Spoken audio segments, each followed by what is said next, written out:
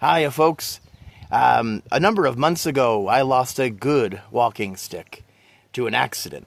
It broke right in half, and I was pretty upset, and I wanted to find a new one. Well, when we went to Wales, we traveled all over, from Hay-on-Wye to Fontegary to Barry to Cardiff to St. David's to Fishguard to Swansea to Shandarag, and finally to Cardigan, where my family is from.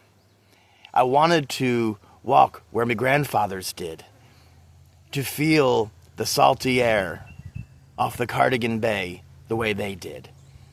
While walking through the town of Cardigan, we went into a shop, and I was talking with the shopkeeper. And we had one of those conversations that were literally life-changing for me. The things she said to me were very special. I'll save those things and other conversations for another video. But she said something very special to me. She put her hand upon my hand. She looked at me, winked, and nodded. It was a beautiful moment.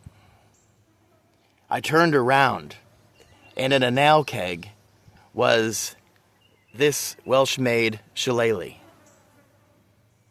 I looked at it, and I said, "That's mine. I want that." And I bought it from her. And so now, not only did I find a walking stick from a very special place, from a place that is where my family is from, that I can now hold a piece of Wales in my hand every day now. It's quite special. It means the world to me. All that from a piece of wood.